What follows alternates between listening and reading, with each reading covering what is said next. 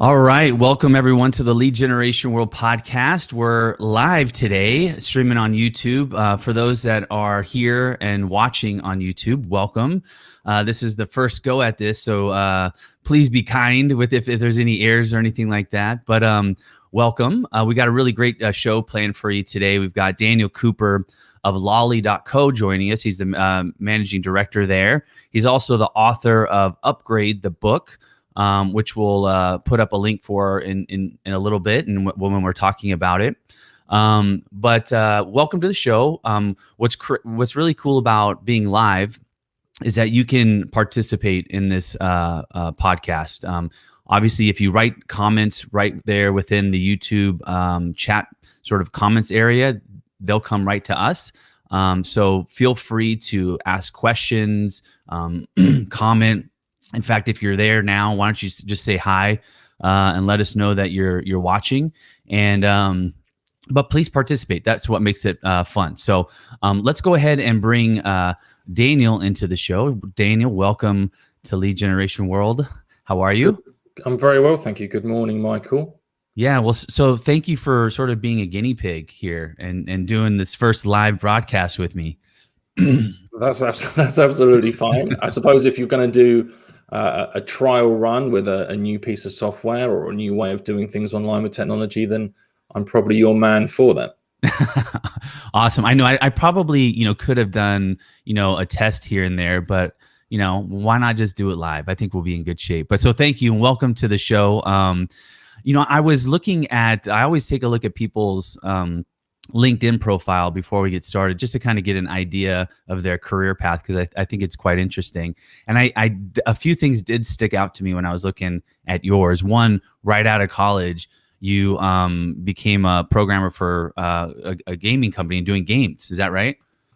Yeah, that's right. When I was very young, my mother was desperate to get me out of the house and would often tell me that it's best to go outside and play with other children or maybe do some homework. So I think that I was hell-bent on creating a career out of that as you can play computer games for a living type thing. But I mean, this was before the days of Twitch and YouTube and streaming, right? So I ended up working for Sony PlayStation Europe, where I worked on a few games there. It was a great experience. And it's a really, really good industry to be in if you can. Yeah. So you were, what were you doing? Were you developing or what exactly? Yeah. So there were a couple of games we worked on. It was something called the Getaway franchise. And those games were available on PlayStation 2, which back then was the pinnacle of technology. So it gives you an idea of both my age and the types of games we were working on. And it was a shoot 'em up style game, basically, with some characterization and story led development, much in the same way of Grand Theft Auto, but typically based in London. It was a great experience, and it was a baptism of fire, so to speak, right? Yeah. Well, is that what you sort of dreamt of doing? Because you had a degree in 3D computing and yeah, exactly, 3D animation and programming. Yeah. So yeah, I mean, I've always mucked about with computers since I was a young age. I mean, if you ask my dad, he would tell you that I broke computers a lot, but we have differing opinions on who's correct there. So I always wanted to be a programmer and do that. I think I just don't really think that I realized it. I liked to make computer games and I liked to code, and it was something that really was a passion of mine. I've got a real interest in understanding how things work, deconstructing them, piecing them back together, and I think for me that's what I really love about code and technology. So you did that for a couple of years, and then you got into the finance industry. That was sort of a departure. That was a wild leap. Yeah. I think for me, I felt like I wanted to, I wanted a career that I felt that could be well paid and highly successful. Ironically, if I'd have stayed in programming, that was the place to be. But at the time, it felt as though finance and banking was the right way to go. So I ended up basically handing in my notice in in my current role and starting from the bottom as a junior broker at first. So anyone from a lead generation style background will know when it comes to brokers, especially stockbrokers, you're generating leads for them and handing them leads which are warm at best, let's say, because people don't often change brokerages that often.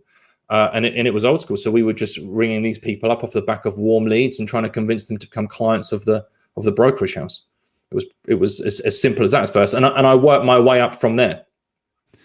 Well, and then the second thing that stuck out was your time at what was it, Club Oid? Is that how you say it? Where you were consulting with nightclubs. So straight out of doing the finance, really what I wanted to do was move into software and technology again. So really wanted to find somewhere where there was a space that I felt was underserved. So we ended up actually, myself and another business partner at the time, getting VC and angel backing, creating a startup that was supplying management software that we were making for clubs and bars and a few restaurants who had kind of crossed that line. It's not like a binary industry, right? You get restaurants which are technically clubs, technically bars, and clubs which really are restaurants, right? So we were building it for them, and it was based really off the back of lead management at first, and then from there we started taking their own customers through the customer journey within this one piece of software. It was a good run. We were VC backed. We ran out of steam. We were outrun by a competitor, which was a real shame at the time.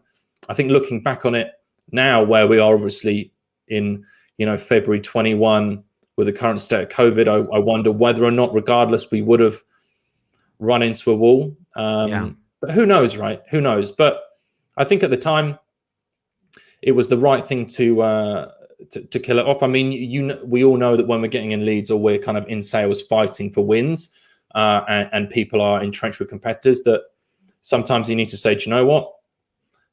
These aren't the leads we're looking for. Yeah, that's a good segue into this whole conversation. We'll talk about, but I want to stick on this just for a moment because I'm curious. You didn't have any experience in the restaurant business, did you, prior to this? So going into it, or leaving it, what did you sort of leave with? How restaurants were run. Was there anything interesting that you saw, happening on a regular basis?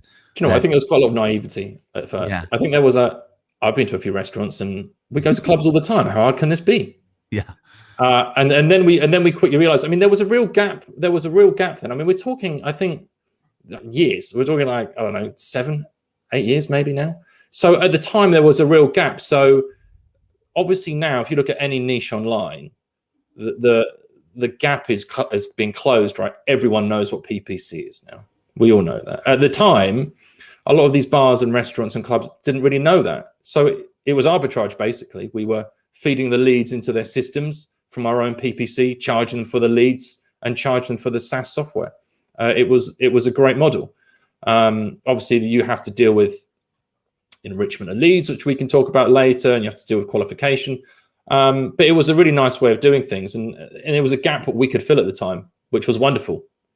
How do leads work with restaurants though? And when you talk about leads, I mean, generally someone either is walking in that front door or not. And then I suppose there is some, programs or nurturing programs that you can send special offers to or whatever it may be. But what did that look like in the restaurant business in terms of leads?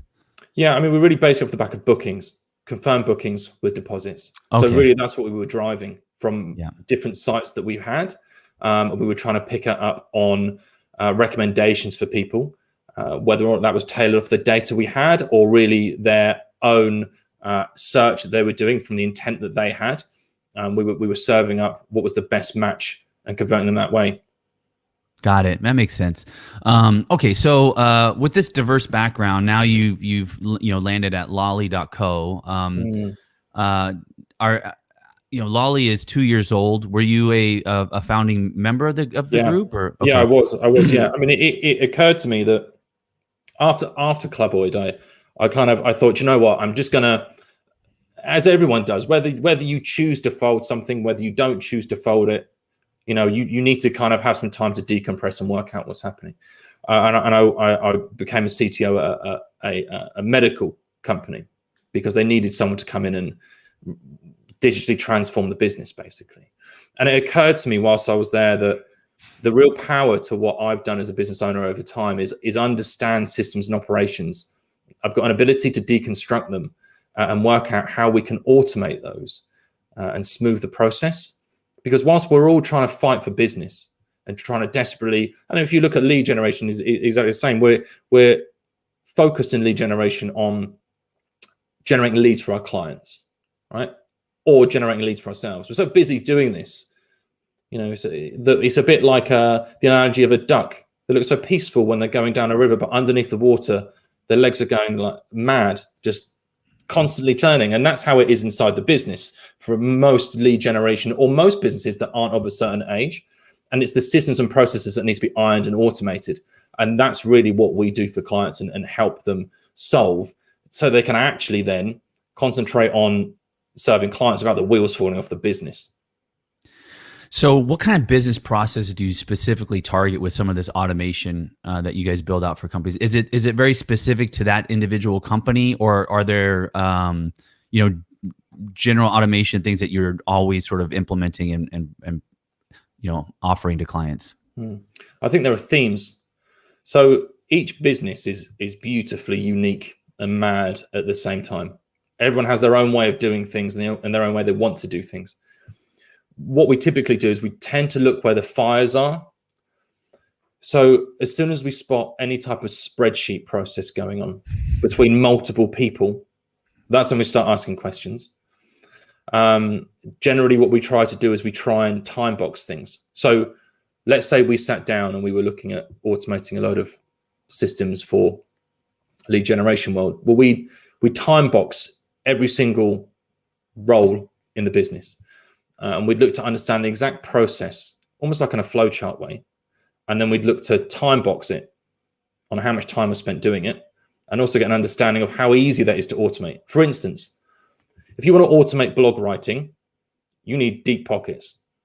Unless we're using, I don't know, GPT-3 and doing machine learning with NPS to create, have just text that's generated by a computer, you're not going to get it right. It's just not going to happen. And you need millions and millions of dollars. However, if there's something simple like every time a lead comes in, then what we're going to do is we use this tool to work out if the email address is valid or not. Or hang on a minute, we can automate that. That's something we can definitely automate. So it's lots of small steps. Like sushi, we want to take each individual piece, automate it until we can free people up. So give me, if you don't mind, give me a sort of case study or an example of a company that you sort of worked with and where they started at, and then through the automation, where they sort of ended up with and the benefits of that automation. And maybe, what type of company is it? Is it a lead gen company? Is it a brand that's taking in leads? Is it always digital marketing that you guys are, the process are you generally trying to automate? But is there an example of a company that maybe you're working with today or in the past that you can sort of share the full life cycle example? Sure, yeah. Obviously, under NDA, we can't give client names. However, I can give you a view on lead generation areas for clients. That's absolutely fine. So the type of automation that we look to do when it comes to lead generation businesses is we're really trying to concentrate on a few key areas. We're looking at auto bidding, we're looking at serving leads, and we're looking at enriching leads. So let's just presume for a second that we've got a client who is receiving, let's say, plumbing leads, right? You are selling plumbing leads, right? And it's working nicely. You serve that. You have some ads running on Facebook, some other ad platforms. They're going through a landing page. You're squeezing them through, and you're serving them up as they come in. Right? You may or may not already be automatically serving them to the client. Who knows? But one thing we should really start looking at is, okay, well, how do we therefore instantly try and make this a bit more intelligent? So we would look to then choose a partner for the lead distribution. So whether or not that's a company Like, and there are lots of suppliers for this before I start naming any names of suppliers. And the only reason I'm going to name these suppliers is because they have APIs. So if you haven't heard of it, if someone here hasn't heard of an API, it basically allows one piece of software to talk to a piece of code somewhere else. And that means we can automatically tie things between them. So if you look at something like Lead Squared or Xazu or Channel Infinity, these are lead distribution pieces of software that then allow API integration. So we're now able to feed the leads into here. It straight off the shelf be able to serve our clients, and we're able to instantly then bill our clients the correct amount once we know the totals from inside these lead distribution pieces of software. So we've got that. So now we want to look at is being better than the competitors and start to do data enrichment. So the first thing we would do is we would bring the lead into one of the lead distribution pieces of software. Then every 5 minutes, we then take one of the newest, could be 1, could be 10, could be 100, depends how good you are. And then we would ping something similar to Mail Tester, which has an API for validating emails or something like this, which would then say, hey, the email's good or it's bad. If it's bad, do we want to be serving that lead? Probably not. So then the next thing we want to do is say, now we've got the thumbs up. Okay, now let's add that data. Let's give that the thumbs up in our distribution software. Now let's start to enrich it. So there are enrichment pieces of or services out there that people are probably aware of. So like People Data Labs and PIPL, they allow you to get huge amounts of data off of someone's email, with their social profiles, location, financial information, huge volumes. And then other APIs like Clearbit will give you the same type of thing, but also for companies. So now we've got the thumbs up on the email, we can then ping these APIs to return a huge amount of data, throw it straight into our distribution software to enrich the lead. Now when we sell that to our customer, it's going to be worth a lot more, right? Absolutely. Yep. One of the things that you mentioned was auto bidding initially. And, you know, if we're talking about like an ad platform, like a Facebook or you know, any other network, that gets quite technical, and with bidding and doing that. Tell me a little bit about how that works, because I'm envisioning like bids being done based on potentially off of performance, right? So if these ads or if these things are performing better, then we can allocate funds to it and do that. Is that how technical it gets, or is it? Well, there are a couple of things we need to look at. Coming back to this plumbing thing, whenever we need a plumber, we rarely need a plumber in the summer. I don't know if anyone's noticed this. Only when it gets really cold, suddenly the plumbers get really, really busy because our boilers are working overtime, right? Yeah. Well, that gives us some kind of insight straight away to that industry. But most industries are going to have, depending on the weather, peaks and troughs of leads, right? Yeah. So that does mean, therefore, in the summer, we should drop our leads, our prices down, our bids down, right? Because the intent isn't going to be as strong, I would likely say. When someone's got an emergency, when like, I don't know, a water pipe burst because it was frozen, if you phone a plumber and the plumber says it's £250 for a call out fee because it's 4 a.m., you'll say, okay, fine, just get here, right? There's a big difference. So what we can do at the same time of when we're enriching our data, we can actually use weather APIs. So there's a couple of them. There's WeatherStack, WeatherBits, and it does something simple. You send it basically the IP that the person is located at. And what it will do, it can give you forwards by 7 days, the past 7 days of weather right now.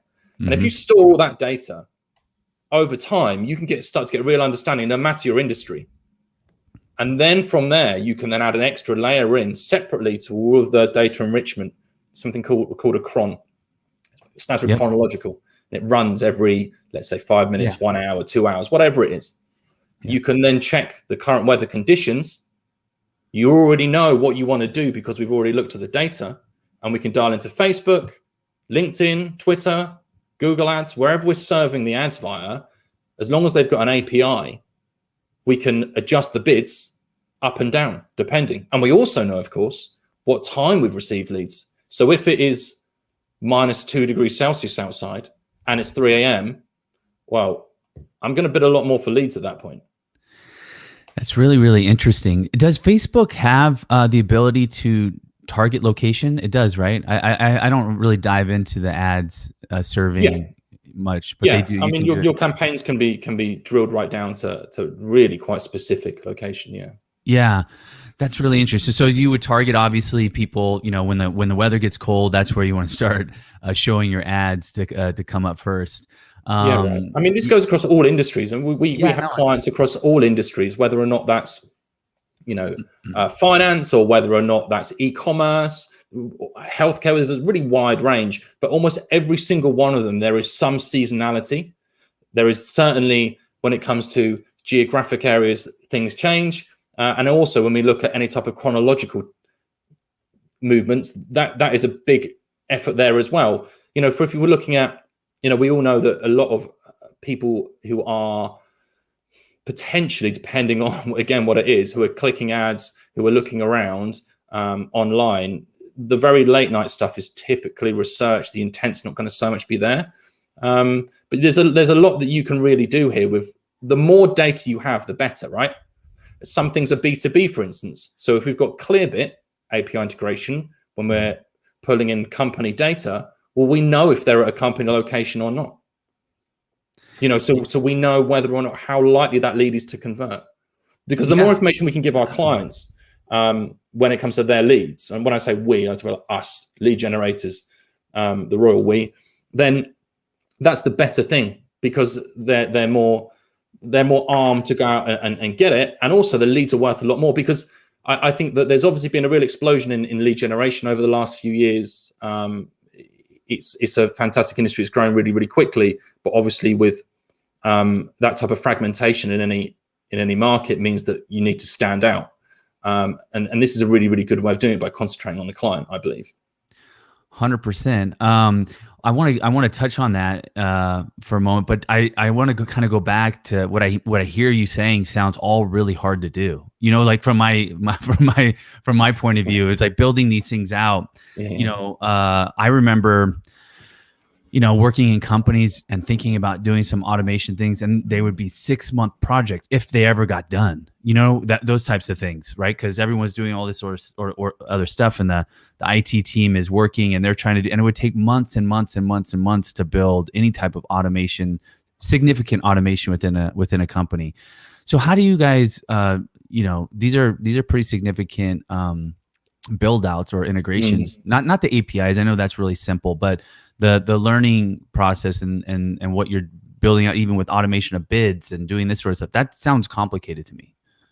Yeah, what you need to take it in stages. That's the key, and you need to divide it up. So the first thing you would say is, okay, so let's first of all, rather than every time a lead comes in, Janice then emailing that to the client, well, let's just get some distribution software in and get that working. And then say, okay, now the next step is, how do we now just build the lead enrichment part? And we're like, okay, well, and we walk the client through it, right? And this is the way it has to work. It has to be agile.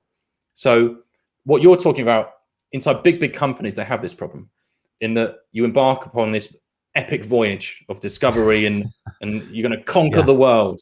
And then 3 years later, everyone turns around and says, man, when's this thing going to be finished? Yeah, this is taking forever.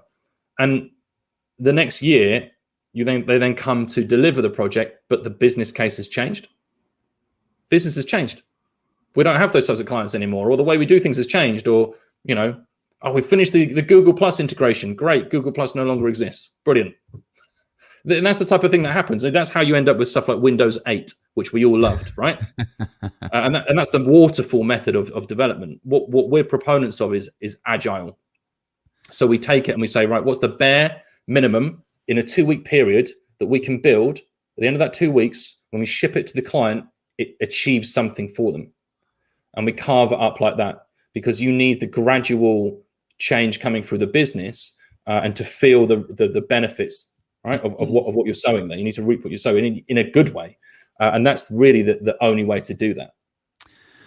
So perfect case scenario is when a company actually can identify some of their problems or have ideas on ways to automate them. But I would think the normal case or worst case sometimes is that they don't even know what to do, right? They don't even know how to improve or what they can be automating because it's not in their consciousness of what are the things that I can do? You even talking about a couple ideas right now starts to trigger ideas. How do you, sort of walk through, what's your process when you're dealing with a company? Obviously you're going to evaluate what they're doing organizationally, but I would think is it a challenge sometimes for some of these companies go, I need to do this better. I just don't know what it is. Sure, right? You don't know what you don't know. Yeah. And that's a difficult place to come from. So what we tend to find is the clients will come up to us with a specific thing. I want to automate this one thing. I think that's the only automation my business needs. Yeah. Right. That's the equivalent of Toyota saying, I will just automate putting the wheels on with the robots. The rest will just build by hand too. Like that's not the case. Yeah. So what generally happens is at that point, then it's such a boring word, but we audit the business. Yeah. Not sense. Audit in a financial sense, but we go in and we audit all the process. So it's like I was saying earlier on, we actually go through and we spend time in non-COVID times. We sit down. So we come into the office and we say, right, let's sit down with a particular member of each team. And we're going to try and understand their job. And we're going to try and understand the processes they go through. Now, part of what we have to do is sitting down with each member of that team that we are then auditing and reassuring them that we're there to make their lives easier. We are not replacing them with robots and circuitry and silicon. It's not happening. Once we've understood that process, then we can really start to look at our side, what's realistic to be replaced.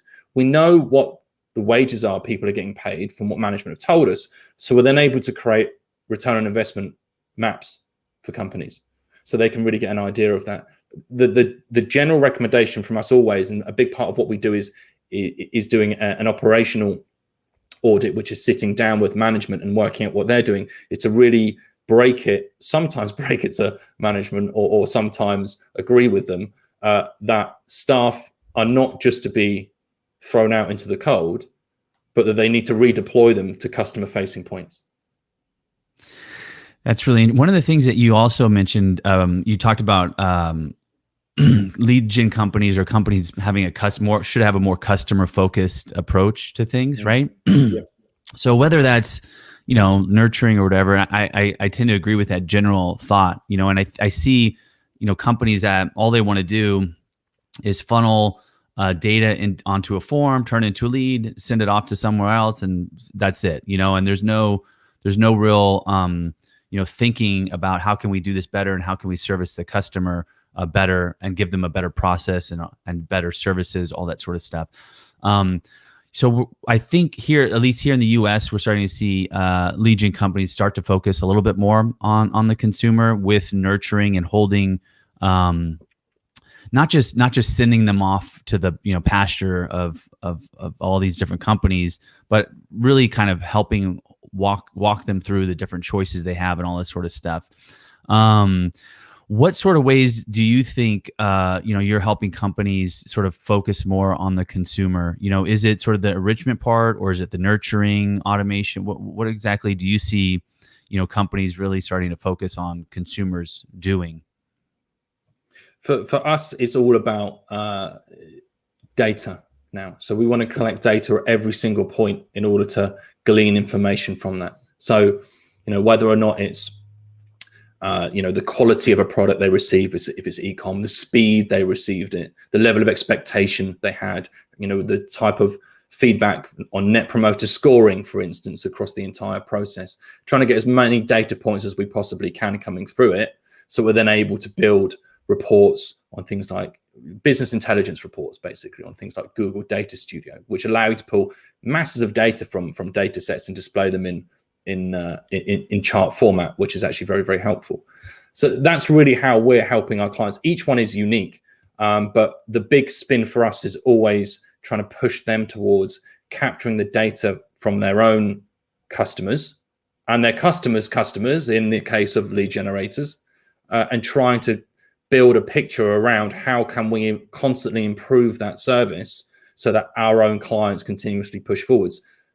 Our type of business model in many ways is the same as lead generation. I mean, we are a consulting firm for many purposes, but without our clients, we're not a company. And it's the same with lead generators, right? Without the customers to sell the leads to, there's nothing there. So we need to really make sure that the success of our clients is the imperative. So on your website, and I think we've been, obviously talking a lot about it, but you guys use the term digital transformation a lot. Mm-hmm. How do you guys sort of define digital transformation? Sure. Well, it's a mixture of many, many things, really, digital transformation. It's a mixture of what we're looking at when we come to systems. So whether or not that's IT systems, software we're using, whether things are in the cloud, how things are all set up on that front. Then we're looking at things operationally. Many companies we deal with, we start talking to them about things like agile or scrum management. They get quite lost. And often there is no organization within the organization, if you will. Right? No one's tracking much about staff, and there's not a lot of transparency. So we look to sort that out quite heavily. And then there's the automation side as well that we're really plugging into, and obviously business intelligence. But digital transformation is a funny term because really it is across the company that we're looking to make these changes.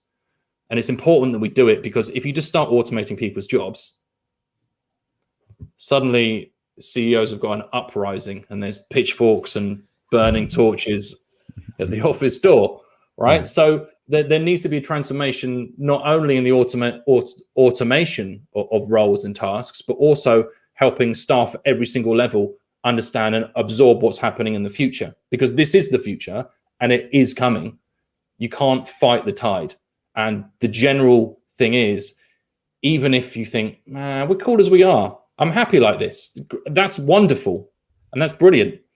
But unfortunately, the tide will continue and competitors will look to transform that way.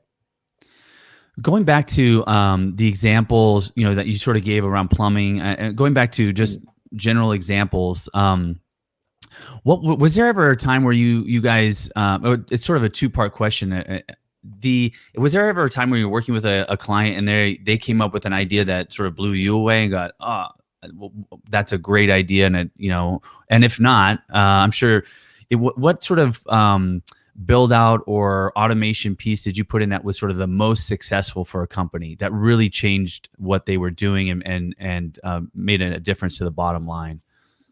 I think one of the companies we deal with is a finance company. They're an accounting firm. They're quite a large accounting firm here in the UK, and the problem with accounting isn't in the numbers; it's actually in the people. So everyone has an accountant, right? We've all got to do our accounts, and it sucks, and we all know it. And one thing every one of us leaves to the last minute, unless we're super organized people, is passing all the information to the accountant. And the accountant always has to phone you, always has to email you and say, Michael, please make sure you get me the paperwork, because if we don't file it, blah, blah, blah, blah, blah. And it always gets to the end, right? And we go, oh my God, and there's a mad dash to get it across the accountant. And this is a really big problem at scale. If you're an accountant with 20 clients, it's not such a problem, right? You're an accountant with 10,000 clients, suddenly this becomes a real pain, because you've got to chase 10,000 people. And then when they all comes back, then you've got to file the stuff. So a big part that we solve for this one particular client is we thought, okay, how do we pull every single client into a system that chases them up for every single piece of paperwork they need for an entire year in the UK accounting world? And there's a lot of different things that need to be filed, whichever country you're in, if you're running a business or you're a solo entrepreneur or whatever. And that made a huge, huge difference to them. Chasing it up took hundreds and hundreds of man hours out of every single quarter, so they could actually get on dealing with the actual paperwork. So now it chases everyone up. They're warned, and that's wonderful. And it pulls people directly out of their management system. Like most industries, there is a system that is built for accountants to manage their clients, except didn't do the chasing automatically, which was a pain. Then we come across okay, we're chasing it, but now we've got to file all this stuff. This is a pain. Is there not a way? So we spent a long, long time dealing with the UK government, HMRC, and something called Companies House, which are kind of the place that you need to file stuff, is the general gist of that. Going back and forth with them very painfully to get their API communicating with us. And now it wonderfully files a lot of the paperwork automatically for the client. Now that's a fantastic place to be, because we've taken away the real grunt work from people where things were actually very simple for some clients, and now the staff can concentrate on dealing with the problem cases, the people where it isn't simple, where it is complicated, and that's the type of thing that has made a massive difference to that business. Do you, being an entrepreneur and having that sort of spirit, do you? I consider, like, when you say these things like this, that sounds like a business concept on itself, right? That you could offer other companies, financial companies or accounting companies as well. Do you come across, is that something you battle with sometimes when you build something out and go, man, that could be a business, that could be a software, a SaaS company, that could be a SaaS company. But you continue to sort of be agile, as you say, and doing custom work. Did you ever sort of have to fight that back and go, man, we should just start, this should be another company? Do you know what? The funny thing is, I think always at the start, there is a reason why lead generation experts exist. It's not as easy as it looks, right? Yeah. Clients will often tell you, wow, these leads are blah, blah, blah, blah, blah. But right. The point of it is, it's not easy. And there's a reason why, lead generation experts are paid to do it. For us, and for me in particular, I get my joy from understanding people's businesses and looking at it from the inside and like a Rubik's Cube. Yeah. Trying to deconstruct it and work out what the thing is that we need to get right there and reconstruct. It makes huge differences to company owners, and it's good to see that it make a real difference to the company and go from someone saying, well, maybe we could do some stuff, to someone saying, oh man, this has made a massive difference to my life. We had a client who for the first time in 2 years went on holiday over Christmas. I don't think they could quite believe it.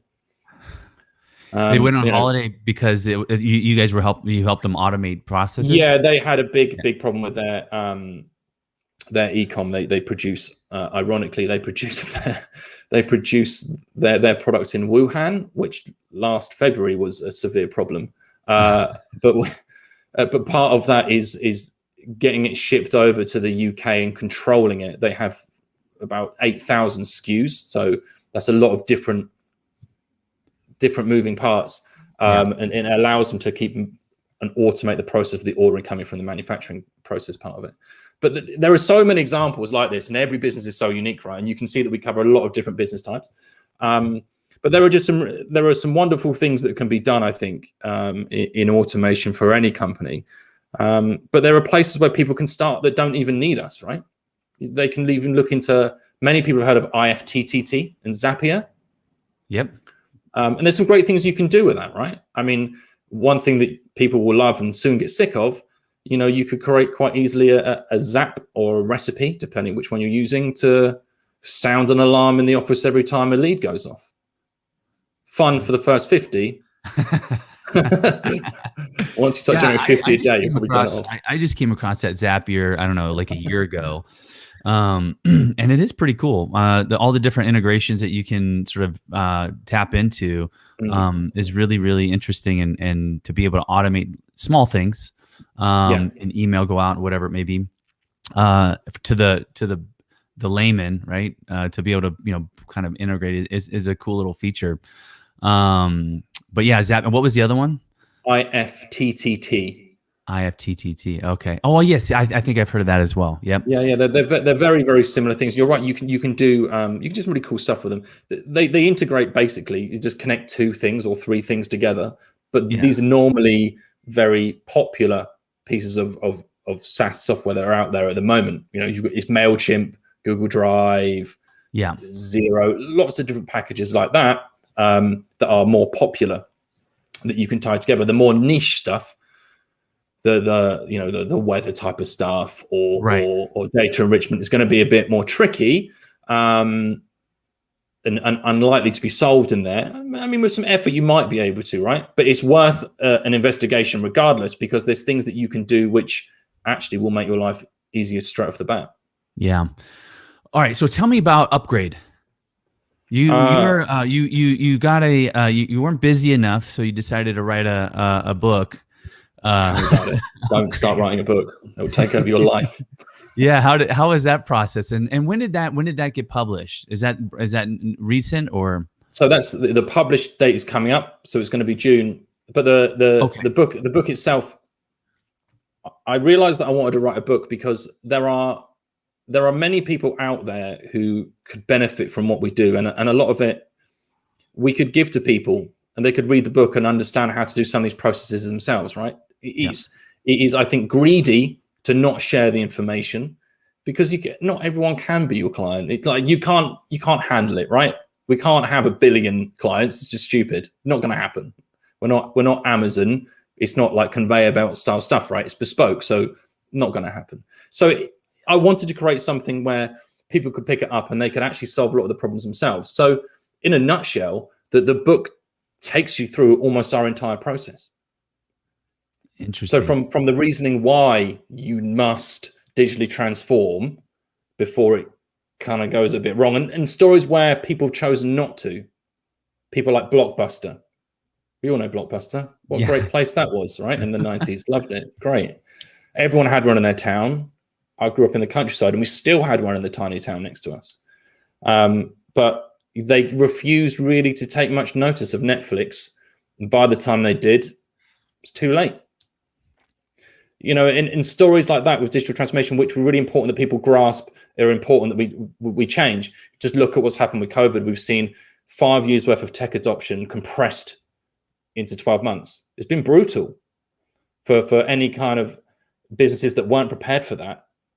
They either had to move really fast, or unfortunately they kind of ran dry, and it was really, really hard. And I think that a lot of lead generation companies would have witnessed the same thing, right? Because a lot of the time we're serving clients who are in a niche that suddenly can't be digital. So we've got to instantly convert to something else. And people tend to niche their product, right? People to say, I do, auto leads, or I do solar leads, or I do restaurant and club leads, right? I mean, you didn't want to be doing restaurant and club leads, right? When it came to March last year. So we go through why you need to digitally transform. And then we start showing people how you can then start applying Scrum and Agile to your business. How, if you choose to, you can adopt hybrid remote, why you should be doing that, the benefits of doing that, how you can still actually run the company and not all fall apart. And how we can start then to understand systems and processes and pull them apart, reconstruct them, get some really, really good frictionless systems going on and automating some parts of it. And we really delve into this, and we really, it's like holding someone's hand and taking through it, and even showing them, if they want to hire a developer, how to manage said development process. Wow, that's great. Yeah, I mean, I think that's I like that idea of sharing information, and I think generally it also builds trust too, right? So you're out there sort of detailing what you guys do. Somebody can, I've said this many times, but someone can show me how to build this house, but I'm certainly not going to go out there and do it, right? And some of these things you can show, provide ideas and all this sort of stuff, but that doesn't mean I necessarily have the capabilities to do it. So I'm going to come to you to help me do that, because you've already built trust and transparency in the information sharing process through the book or whatever it may be, or speaking at a show, that sort of stuff. And it's different, right? It depends, because it's like, if you ask me to build a house, I mean, I'm a software guy, so I'm a bit of a nitpicker when it comes to the details. I don't want to have everything work, so I drive them crazy. So probably not the best idea, but there are people who will get 10% of the way there, or people who get 90% of the way there. And I think that's the same type of thing, right? So I'd be surprised if off the back of the book, if people came to me, they just kind of said, well, I read it, but I didn't do anything at all. Can you help me? I think it would be, well, I read it and we're now running, like our departments are now running Scrum, which is much better for us, right? But we need help doing X. So I think that's kind of my expectation from what will likely happen from it. And do you know what? Even if we just got, I don't know, a load of thank you notes, I did something good. Yeah. That's one thing I've, obviously learned about you personally, is that, I think you generally like to help people, right. And companies. And I asked you the question earlier, of when you see these ideas, I think, well, that could be a business in itself. But instead of taking that process and turning it into a SaaS company or whatever to sell to hundreds of other financial companies, you get more satisfaction actually of getting in there and helping individuals and companies be successful. And I think that's admirable, you know? Well, I think as well, I mean, there's I think there's a moral aspect to it, right? And I think that I don't think we wouldn't be great consultants. I think if we were kind of running with these ideas and creating our own variations of them, right? You're right. It is about helping them with their business. Yeah. And that is our number one priority is the growth of our clients' business. If we can do that, we'll by default be successful. It makes it sound so easy, right? Yeah. But you know, that is our guiding star is helping their businesses grow and relieving the pressure from them. Most owners we speak to are mega stressed out. Yeah. So I've got the link up here, Upgrade the Book. If someone's just listening to the audio, it's upgradethebook.com, and that's going to be released soon.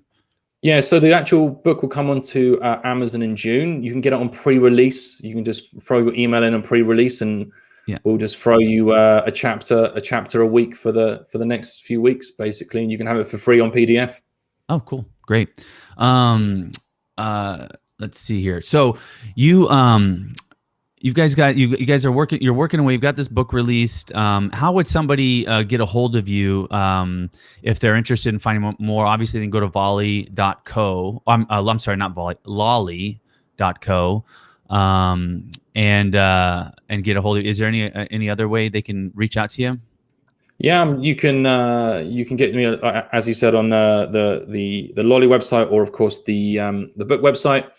You can follow me on Twitter if you chose to. I'm Daniel Cooper. I am not a big player in social media, so I'm a Twitter only guy, I'm afraid, or LinkedIn if that's your bag. Awesome. Well, I really appreciate you joining me today. Like I said, being the the first one to join the live broadcast. And chatting about automation and digital transformation. It's really, really interesting to hear, what other companies are doing and kind of getting those ideas and seeding them with other people. And hopefully, if people have more questions for you, they can reach out to you on Twitter, or LinkedIn, or the website. But yeah, thank you for joining. I really appreciate it. Thanks for having me. It was a pleasure. I really loved talking to you, and I'm looking forward to the event in April. Yeah, we'll see. Regarding the event, we'll see how this shapes up. I mean, the way things are going, with COVID and regulations, we're getting close to potentially maybe having to push it off some more and reschedule it. So we'll have probably more news on that in the next week or so, because obviously you guys are still locked down until a couple more weeks potentially.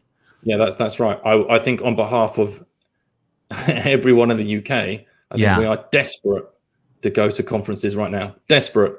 So that is a fact. Pent up. Yeah, no, I hear you loud and clear. In fact, that's how it is here too. Think, we have good or bad, because it's sort of been a negative effect too. With so many independent states here doing their own rules and all this sort of stuff. We're able to have our U.S. show here coming up at the end of March in Florida, which has less restrictions for these types of things. But to your point, people are really, really excited about getting out and getting, face to face in a responsible way, right? And we're certainly, our events in this time period, we need to be really cautious with how we format and how we allow people to get close to each other, social distancing, masks, all that kind of stuff, and be responsible about it. But I think we can do that all in a responsible way once regulations allow us to do so. So yeah, I'm excited too. We'll see if April continues on. It's something that we're going to be looking at in the next week or two, but we may have to push it off. We'll see. Well, whatever the date, I'll be there. Awesome, love it. Well, thank you everyone for joining. Thank you, Daniel, for joining as well. And we'll see you next time.